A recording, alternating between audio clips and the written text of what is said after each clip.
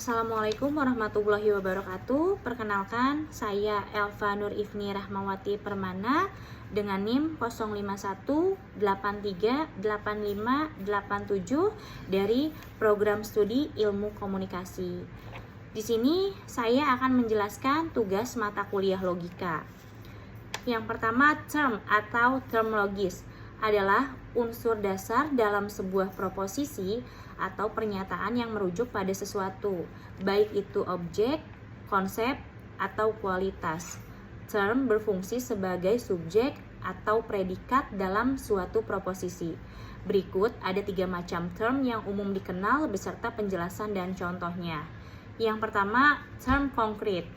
Term yang merujuk pada sesuatu yang nyata atau dapat ditangkap oleh panca indera seperti benda, orang, atau makhluk hidup. Contohnya seperti meja, kucing, gunung. Contoh dalam proposisi, kucing itu sedang tidur. Kucing adalah term konkret karena merujuk pada makhluk hidup yang dapat dilihat dan diraba. Yang kedua, term abstrak. Term yang merujuk pada sesuatu yang tidak berwujud fisik seperti ide, sifat, atau keadaan. Contohnya, keadilan, kebijaksanaan, keberanian.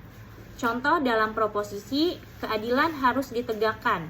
Keadilan adalah term abstrak karena tidak bisa ditangkap oleh panca indera, hanya bisa dipahami secara konseptual. Yang ketiga, term universal.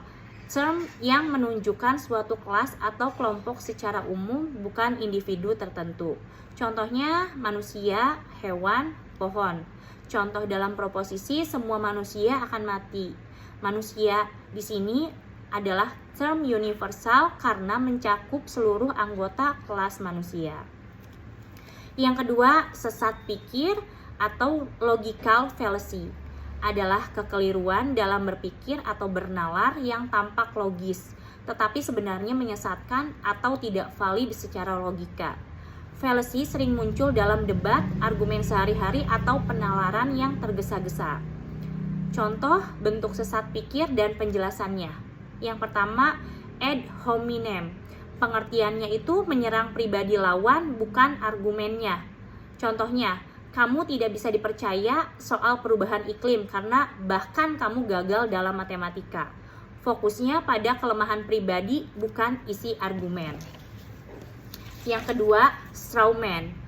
Mendistorsi argumen lawan agar lebih mudah diserang. Contohnya, A. Kita perlu memperketat regulasi senjata. B. Jadi, kamu ingin melucuti senjata semua warga negara, itu gila. B. Tidak menjawab argumen A, tetapi menyerang versi karikatur dari argumen tersebut. Yang ketiga, false dilema atau dikotomi salah. Menganggap hanya ada 2 pilihan ekstrim padahal ada opsi lain. Contohnya, kalau kamu tidak mendukung kebijakan ini, berarti kamu tidak peduli pada negara. Padahal seseorang bisa tidak setuju dengan kebijakan tertentu sambil tetap peduli pada negara. Cara menghindari logical fallacy, yang pertama, fokus pada argumen, bukan pribadi. Hindari ad hominem. Yang kedua, pahami argumen lawan dengan utuh. Jangan buat versi yang dipermudah atau dilebih-lebihkan. Yang ketiga, evaluasi premis dan logika secara kritis. Pastikan kesimpulan memang mengikuti dari premis. Yang keempat, ajukan pernyataan klarifikasi jika argumen tidak jelas.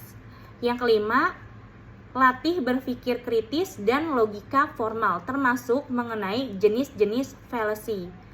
Dan yang terakhir, gunakan bahasa yang jelas dan definisi yang tepat agar tidak terjadi kesalahpahaman. Demikian penjelasan dari saya. Terima kasih atas perhatiannya. Semoga bermanfaat. Assalamualaikum warahmatullahi wabarakatuh.